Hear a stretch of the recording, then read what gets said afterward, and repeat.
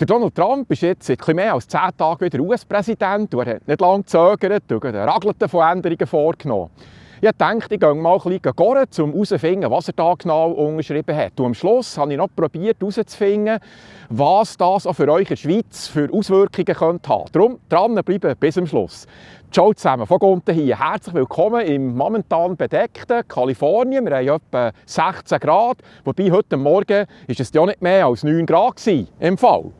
Währenddem für die Betroffenen vom Feuer hier in Los Angeles der Albtraum rund um den Wiederaufbau wegen der Bürokratie wieder angefangen hat, geht das Leben für die nicht direkt Betroffenen so langsam wieder normal weiter. Und darum hatte ich auch Zeit, einen Blick auf die Schweizer Medienlandschaft zu werfen. Und da ist mir aufgefallen, dass die halt die Stimmung von denen schon nicht ganz so ehrlich widerspiegeln. Zum Beispiel die Schlagzeile aus einer prominenten Schweizer Tageszeitung, die schreibt, dass Trump viele von seinen Drohungen wahrgemacht hat. Und dann hier die gleiche Schlagzeile, die aber heisst, Trump hat viele von seinen Versprechen eingehalten. Spürt ihr den Unterschied zwischen den Wörtern Drohungen und Versprechen? Das eine ist deutlich negativer, vielleicht sogar ein bisschen aggressiv, wohingegen das andere ist der Zacken positiver. Ich glaube, das ist ein kleines Beispiel, wieso dass wir immer mit jemandem aus der Schweiz über Trump reden, hier eine deutlich ablehnendere Haltung feststellen. Hier hat sich die Grundstimmung halt seit seiner ersten Amtszeit deutlich geändert. Gerade erst gestern habe ich eine Umfrage gesehen, die sagt, dass er historische Höchstwerte auf der Beliebtheitsskala hat. Und der Grund ist relativ einfach. Viele Amerikaner stimmen seinen ersten Massnahmen zu. Und viele Amis sind einfach vielleicht nur froh, dass sie nicht Angst haben müssen, ob jetzt ihr Präsident nach einer Rede den Weg vom Podium oben findet oder nicht. Am allerersten Tag hat er übrigens 26 Exekutivverordnungen unterschrieben und 78 aus der Biden-Ära wieder aufgelöst. Nach etwa 10 Tagen sind es jetzt insgesamt 46 Verordnungen. Und welche Massnahmen hat er jetzt im Detail unterschrieben? Zuerst vielleicht zu symbolischen Änderungen. Er hat den Golf von Mexiko umbenennen in Golf von Amerika. Und wer von seinen Geldgebern das von ihm verlangt hat, ist mir auch nicht ganz klar. Aber item, dann hat er den höchsten Berg von Amerika, das ist der Mount Denali mit 6190 Metern, der ist oben in Alaska, hat er wieder zurückbenennen auf Mount McKinley. Der hat seinerzeit der Barack Obama in Mount Denali umbenannt, weil scheint früher die Einheimischen den so genannt haben. Dann vielleicht zweitens zur Kriminalitätsbekämpfung, da hat er internationale Gangs und Kartelle als terroristische Organisationen eingestuft. Ich glaube, das gibt ihm gewisse Recht, dass er dann auch das Militär einsetzen dafür. Dann drittens Migrationspolitik. Er hat den nationalen Notstand ausgerufen an der Südgrenze und das ermöglicht ihm jetzt die Entsendung von 1500 Soldaten zur Unterstützung der Grenzschutzbeamten. Inoffizielle Zahlen belegen, dass gegen 10 Millionen Personen während der letzten 3 Jahre illegal ins Land kamen.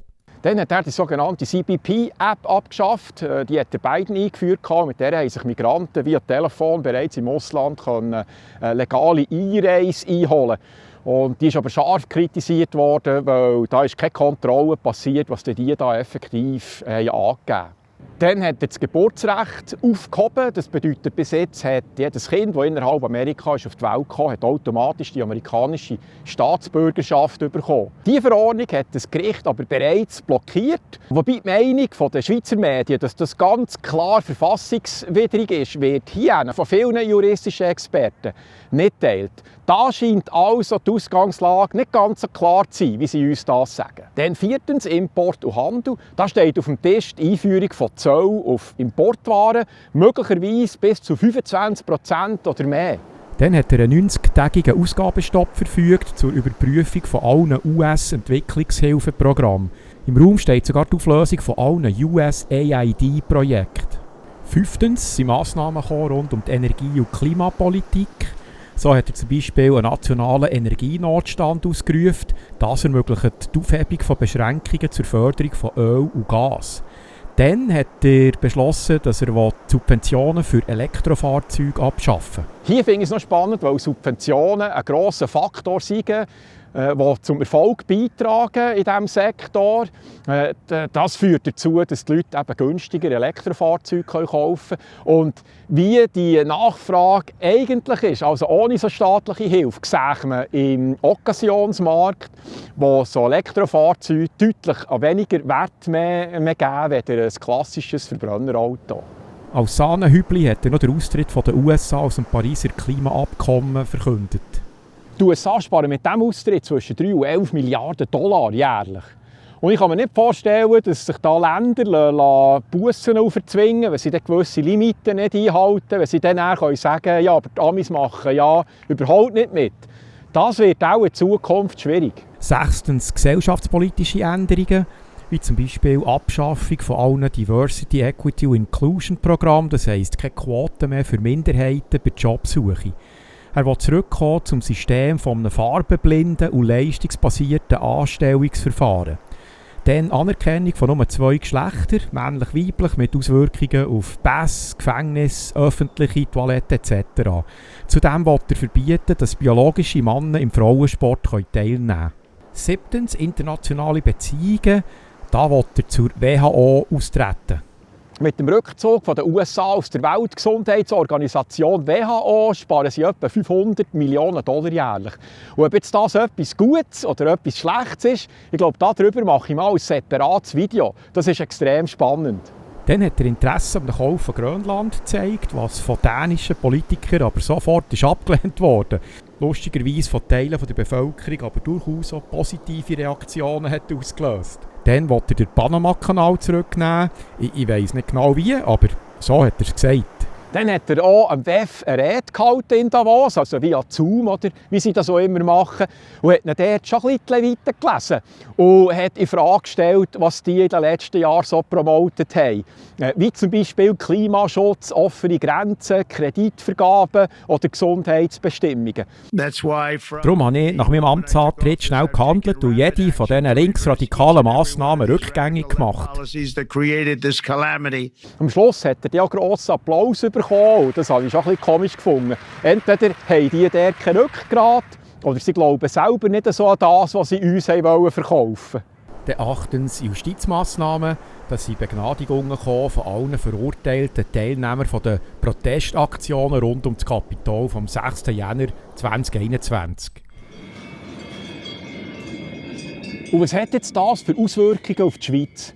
Wir müssen wissen, dass die USA sind der Hauptexportpartner aus der Schweiz. Und jetzt da Zölle von 20–25% kommen, kann das doch deutliche Auswirkungen haben. Der Hauptexporteur ist die Pharmaindustrie mit Medikamenten und Impfstoff. Dann kommen Maschinen, Steuerungen, aber auch Sachen wie Gold oder Uhren oder Lebensmittel. Viele Schweizer bügeln in diesen Sektoren und wenn jetzt durch diese Zölle Umsatzeinbussen kommen, kann das durchaus Auswirkungen auf die Belegschaft haben. Dann hat es auch unmittelbare Konsequenzen auf die Entwicklungshilfe, weil die Amis haben jetzt für die nächsten 90 Tage sämtliche Entwicklungshilfe eingestellt. Und das hat Auswirkungen auch für Schweizer Hilfswerke. Ich habe mir das aufgeschrieben. Da sind Projekte gefährdet, die zusammen mit den USA eine Kooperation besteht in Mali, Kosovo und Serbien. Und dann sind auch Schweizer NGOs betroffen, wie Helvetas, HEX oder Solidarsuisse. Und die haben jetzt auch gewarnt vor drastischen Folgen für Millionen von Menschen, vor allem in Asien, weil gewisse Projekte von denen sind bis zu 100% von den Amerikanern finanziert. Item, so ganz klar hat der Trump die Situation EU noch nicht definiert. Er hat gegenüber einem Journalist aber ganz klar zu verstehen gegeben, dass er absolut Zoll erheben will. Und wenn der Amerikaner von der EU redet, dann klumpert er normalerweise die Schweiz oder die Reichen. Man fragt mich, ob ich auch für die EU Importzölle einführen. Auf jeden Fall. Die Europäer behandeln uns so schlecht. Absolutely. The European Union has treated us so terribly. Grundsätzlich habe ich einen guten Hubertrick, wie man mit Meldungen von Trump umgeht. Man sollte ihn ernst, aber nicht wörtlich nehmen. Und viele machen das Gegenteil, und das ist der Fehler. Sie nehmen ihn nicht ernst, aber wörtlich. Ja, ich bin gespannt, wie das weitergeht. Es bleibt immer spannend. Dann würde ich sagen, das war es für heute. Merci fürs Reinschauen. Wir sehen uns beim nächsten Mal. Gruß in Lerchenfeld, Obere Halbgasse, Äschlen, Thun, Bern, Spiez, Basel, Winterthur, Zürich, wo immer ihr jetzt auch gerade seid, wenn ihr zuschaut. Tschüss.